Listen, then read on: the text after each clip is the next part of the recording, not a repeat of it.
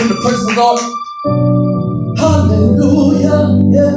Hallelujah, hallelujah, hallelujah. We sing hallelujah, we sing hallelujah, sing hallelujah to the highest. Hallelujah, come on, Pastor God. Hallelujah, yeah, hallelujah. Oh, hallelujah is the highest. Hallelujah, yeah, hallelujah. Oh, hallelujah.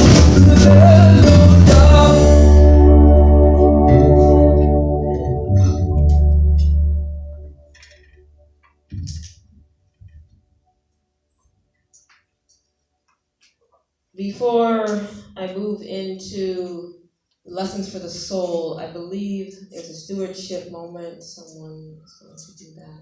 All right. I'm going to have you do that now as opposed to later. And then we will be inspired by your word. Thank you. Good morning. Good morning. Today we conclude the Your Giving Makes a Difference, ABCs of Stewardship campaign. And although the campaign ends today, the church's annual budget, as you may know, and I wish to emphasize, is funded primarily and relying upon the donations from each one of us. So yes, your giving does make a difference. And today we have the opportunity to join with other members, families, and friends to make a personal commitment to First United Methodist Church ministry and operation. And I don't come here today to speak about the A and the ABCs of the awareness. I think a few weeks ago, Valerie Wells and Mara Miranda comprehensively spoke of the various programs and the good works that the church is doing. I also don't stand here today to speak about the B in the budget planning. I think last week, Justin Kern did an excellent job at providing an overview of all the expenses within the church's operating budget. I am here this morning to speak about the C in terms of a commitment needed from you, from me, from all of us to support the church. And it's not in terms of an obligation. So there are various verses I can go to in the Bible that speaks about giving. And I'm not trying to imply a sense of spiritual obligation. I'm here this morning to really invite you to make a commitment, a personal commitment, to give what you can in support of the church. Again, it is not, the church is primarily reliant upon the donations. To some extent, the church has to tap into the endowment of a rainy day fund. And I know I have a little personal envelope I keep at home for the rainy day. Maybe you do too, or something in the cookie jar. But you hope you never have to go into that. And if you do, as the church is doing on an annual basis, that is simply not a long and sustaining strategy. Now, I want to emphasize, though, also that your pledge, it's not like you're cutting a check today for what you want to give over the course of the 2018 calendar year. It's really just your pledge, your commitment that you're going to make a certain dollar amount available in support of the church. And the timing may be as you wish. Now, on the pledge card, it talks about what you're giving on a weekly basis. And I smile at that, and I just strike through it. And I put for the year, because I don't come here every Sunday. I'm not giving every week. But on an annual basis, I hope to be able to give a certain dollar amount. So I just want to emphasize that.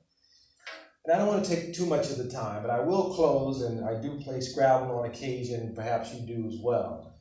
And I kept trying to think of the word commitment. And I came up with this one for you, and hopefully it will stick with you. Is that contributions offered, managing many items together. Much needed, or much eagerly needed today. So clearly, giving makes a difference and allows us to reach out to others and share the gospel of Jesus Christ. The pledge cards were mailed There are also in the various programs that are out in the foyer today. I'm not sure if we have any here, but if we don't, please, they should be in the programs, and we can drop them in the basket at the conclusion of the service. So please join me, as well as your family, friends, in accepting the invitation to make a commitment to the church ministry, and the various programs that we offer. Thank you.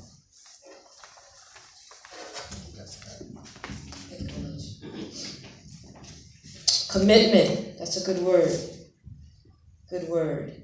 There are pledge cards in the bulletins in the back. If there aren't enough for everyone, there are some downstairs, and I will grab those for you at the conclusion of our time together. So there's plenty to go around, and plenty for us to share in. Amen? Amen. Let us go now to the lessons for the soul. We'll be taking those lessons from Joshua today. I'm going to talk about Joshua later. I need first a Joshua. Who wants to be Joshua? You'll see the words on the screen behind me. Who wants to be Joshua? I know someone wants to be Joshua. Thank you very much, Joshua.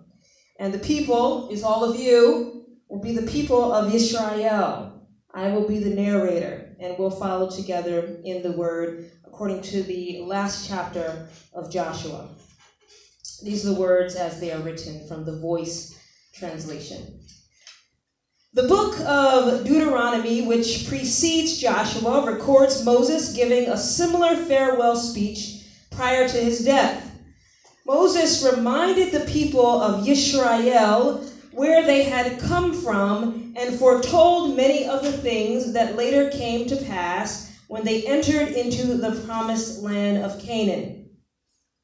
Joshua's speech does the same thing. He reminds the Israelites of their story, and he warns the people of Israel that if they turn from their faith in God, they should expect curses instead of blessings that they have experienced.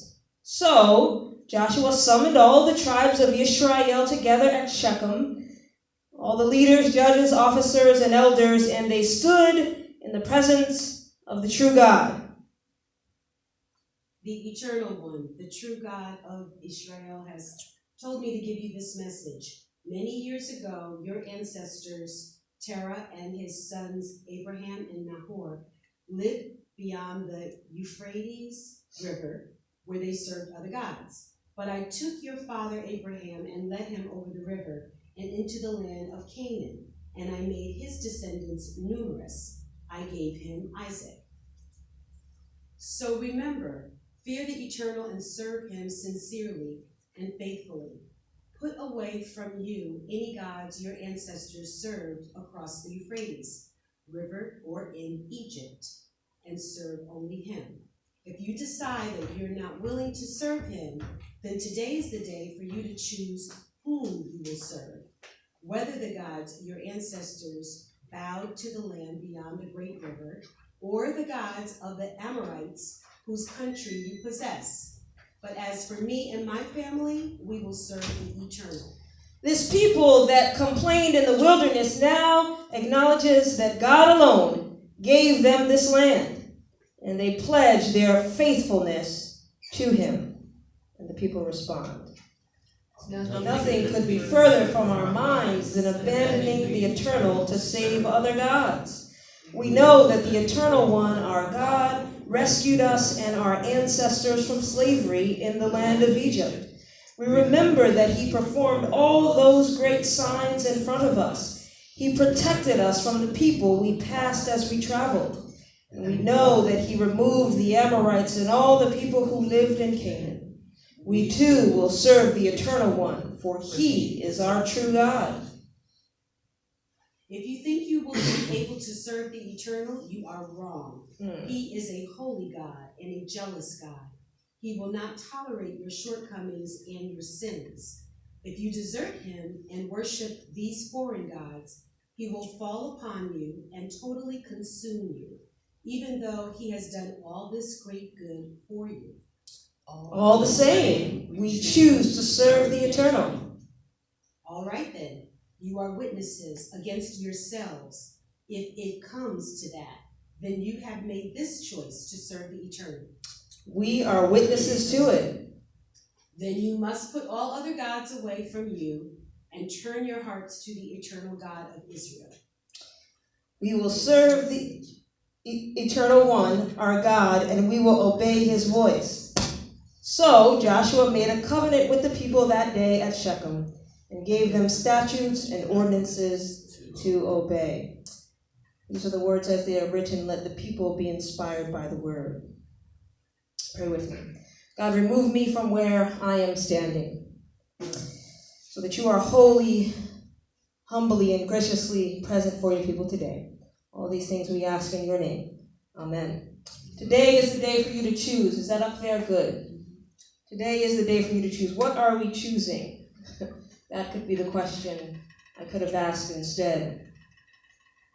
Today is the day for you to choose. We're going to play a game. Not Scrabble. I love Scrabble. Scrabble. We're going to play a game. I'm going to give you two options, and you're going to choose. I don't have any notes. This is off the top of my head. And you're going to say the option you choose, okay? I'm going to give you an example, and then we'll flow through this pretty smoothly. Right, left. It's supposed to be pretty quickly. Right. Outside, inside. All right, so now that you got it, I'm going to give you two options, and you give me the answer. It's going to go pretty quickly. Here it is. Driving, walking. Driving. Recycling, throwing away. Recycling. Go to church, stay home. Go to church. That was a trick. Light, dark. Light. Air conditioning, heat. Clothes, naked. That was a trick. Hat, gloves.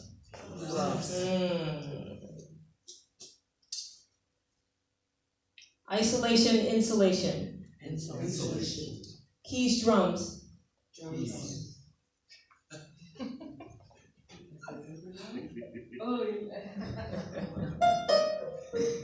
Thank you. We should have a bum. You got that?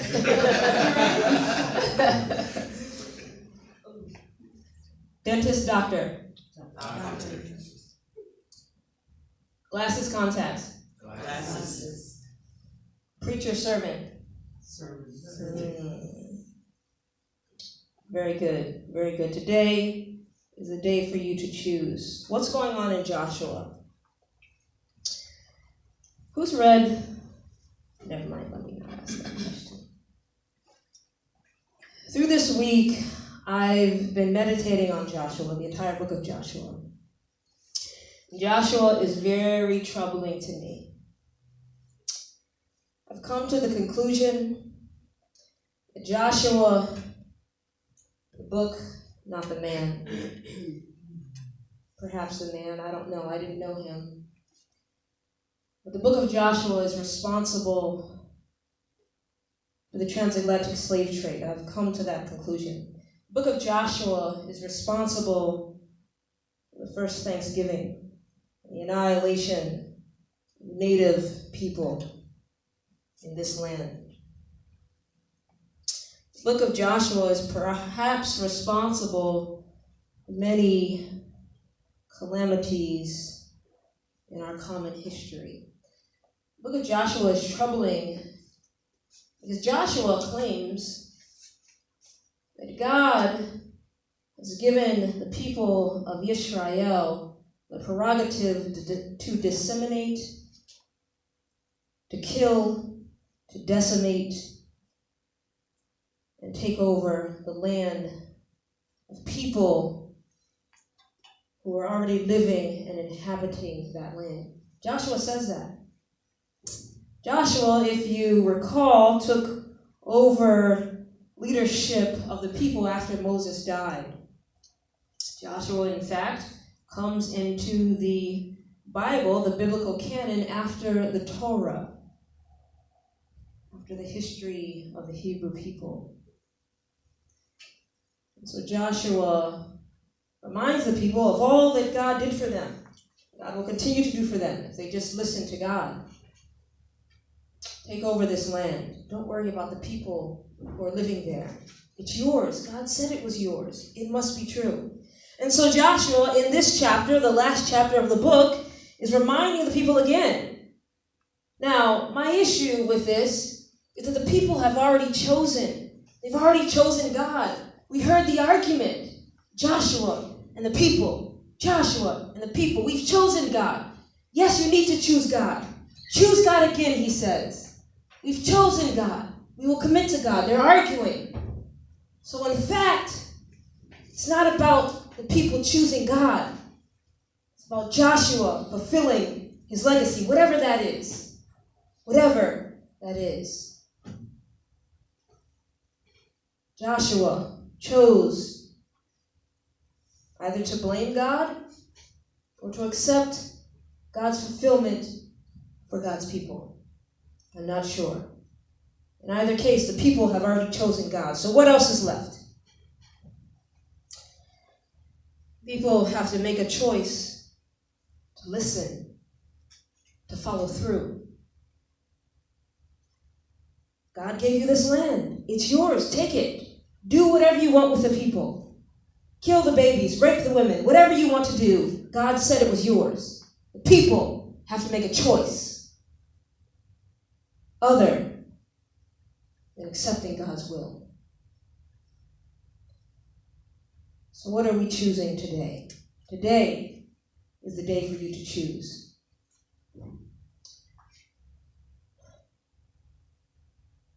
What are we choosing? I have a dear friend of mine, a mentor, a colleague,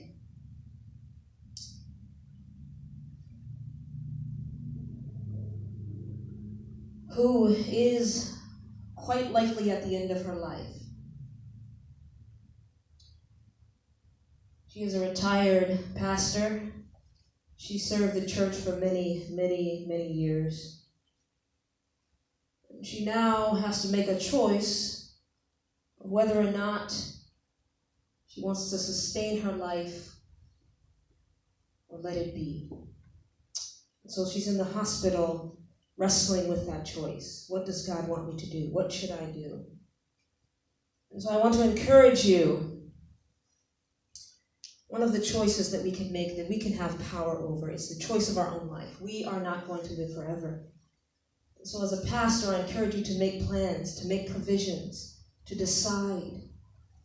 Because you don't want to come to a moment when you have no other choice. Plan now. When I was in seminary, I planned my own funeral. That was one of the projects we had to do. Plan your own funeral, write your obituary, and create a program, an order of worship, if you will. So I did that, and I was hesitant. It was one of the last projects, for a good reason, I'm sure. And I was hesitant. I said, I can't do this. I don't think this is healthy. I did it, and it was one of the most liberating things I had ever done. I wrote my obituary. I wrote the program as I wanted, the songs I wanted, how I want my body to be displaced, which I don't want it to be displaced. I want to be cremated. But I wrote these plans out, and I wrote my obituary. It was very, very liberating. Make plans. We have a choice. What else can we choose? Well, this one is easy. We've all chosen to be here on Sunday morning, but we didn't have to. And so that's not a question for us. We've chosen a higher power. But life is outside of this place. Stewardship.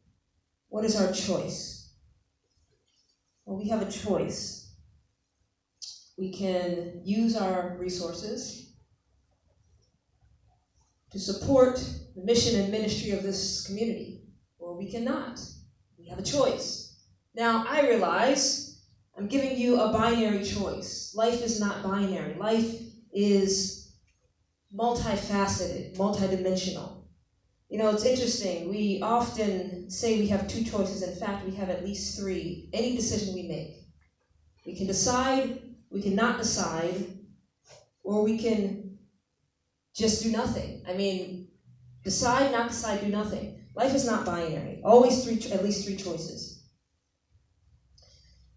It's not black and white. And so we can do many things with our resources. What will you choose today? Perhaps you have a decision you're struggling with. Can we get some music? Perhaps you have a decision that you're struggling with. Today is the day for you to choose. I've been in the process of making some decisions for my life, for my career. And for some, I'm still struggling with. For others, I'm very clear. Whatever happens, this is the path that I will live into. Whatever happens, this is what I will do. This is what I will not do. This is what I will use my voice for, because this is important. There are many things going on today. One in particular I want to lift up, but I want to hear your choices. What are you trying to decide today? If you're comfortable sharing them. I could make a choice to not come to work. I would lose my job and other things would happen, but I could make that choice. Let me tell you why it's relevant. Because I could die one day standing in the pulpit. There is a pastor right now who is processing the fact that he lost almost 30 of his members, some family members included. I could make a choice to not come in here on Sunday morning because it's too dangerous for my life. I could make a choice to wear a bulletproof vest and riot gear when I preach. I'm making a choice. I could make a choice to just continue as if mass shootings don't matter, even when they reach houses of faith. Or I could lift my voice and say why it matters, why I'm not going to change what I'm doing, because there's a greater purpose. There are people for whom lifting up my voice matters. Making a choice. What do you choose today? Today is the day for you to choose. What do you choose? Perhaps you have other complexities in your life that you're dealing with. I cannot walk your journey. I can walk your journey with you. I cannot walk your journey. What do you need to choose today?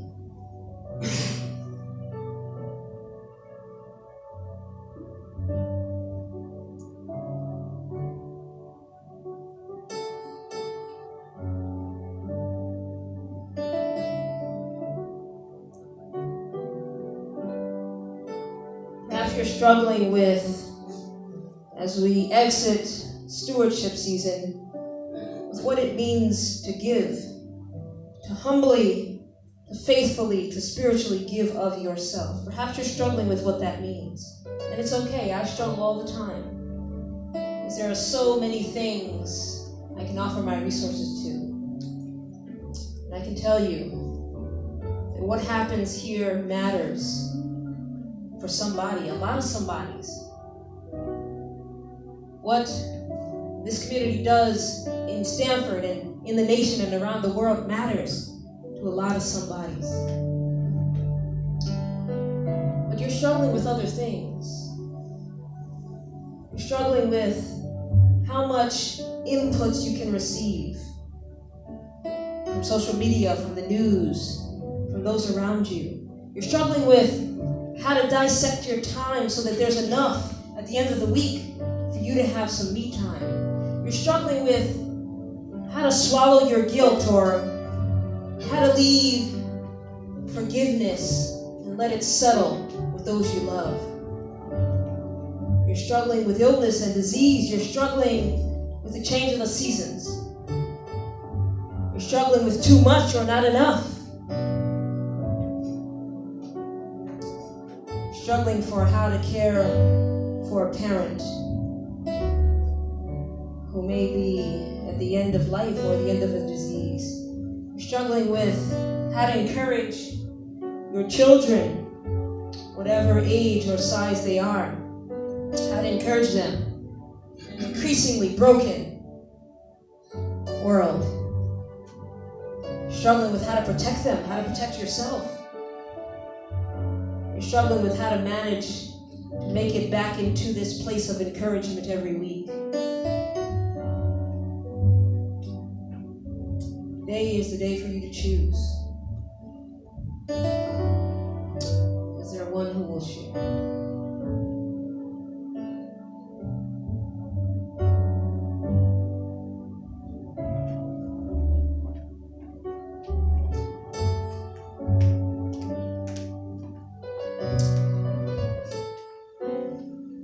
Let us move into a time of prayer.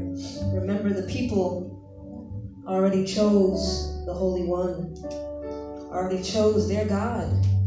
Perhaps not the God of good and evil, the God of justice and reconciliation. People have chosen God, but there are other choices we need to make beyond choosing God, within choosing God, because of choosing God.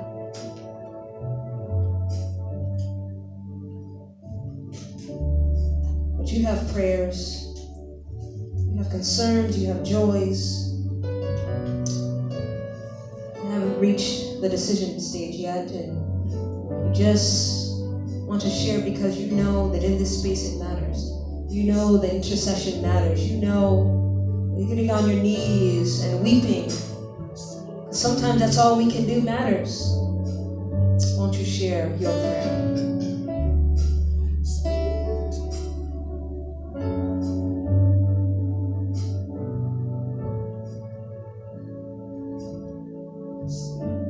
To pray for my friend and colleague who is right now tossing about a decision for her life. I want to pray for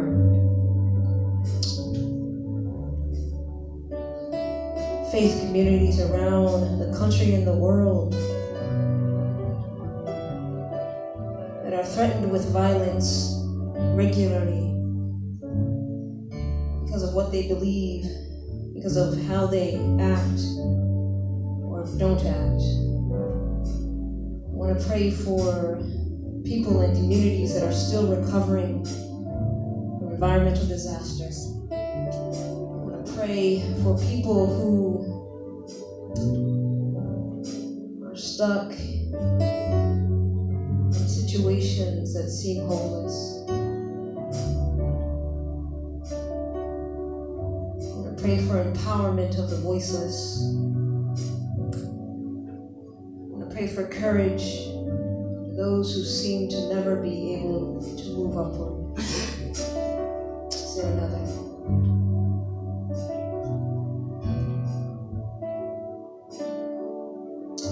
Shall we pray? God, cover your people in this moment. Cover the decisions they have made. Cover those that have been made.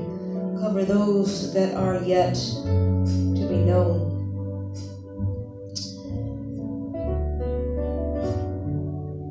Journey beside your people. Journey with your people. Journey behind your people, and journey in front of your people.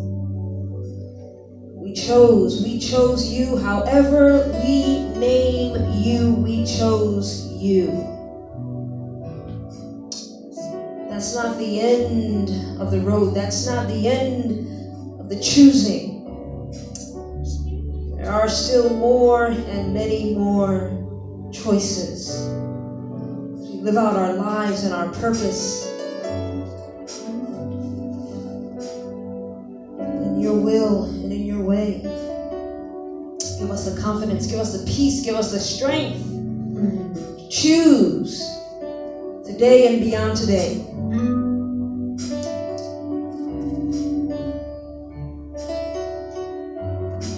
God, there are prayers, there are meditations, there are concerns, there are pains, there is grieving, there is hopelessness, there is brokenness. God, move for your people right now.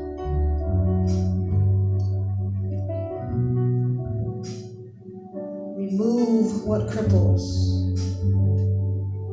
Build up what grows.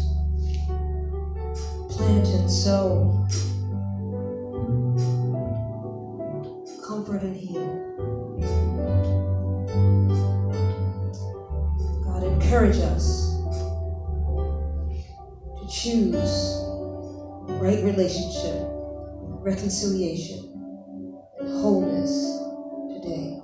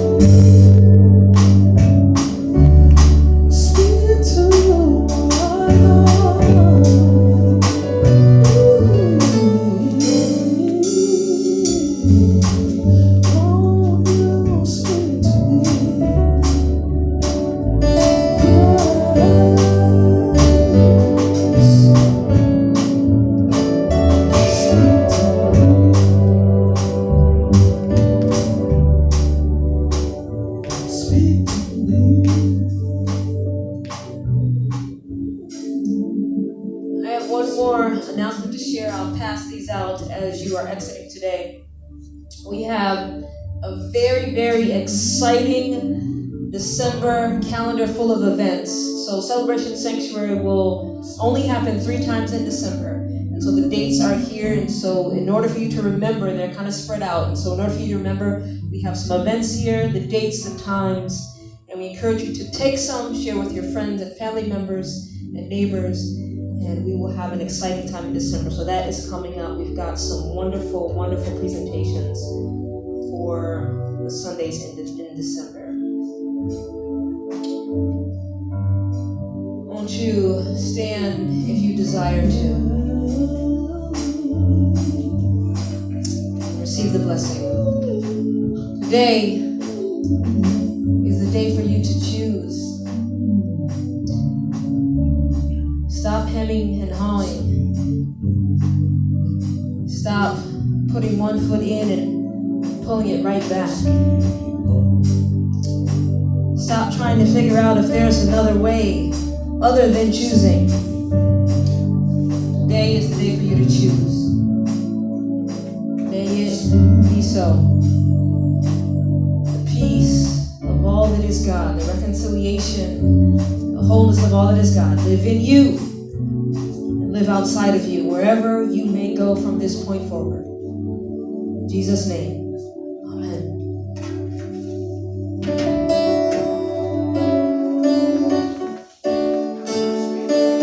Hallelujah.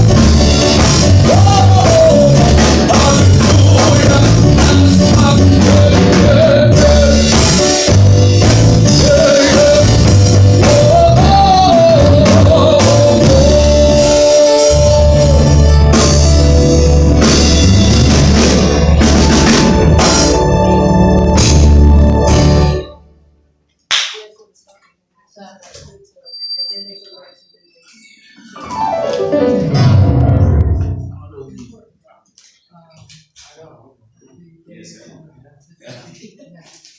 was a nice episode. Oh, KFC is gonna find out. Upper heavy for me. Up here. So we'll see. What we do?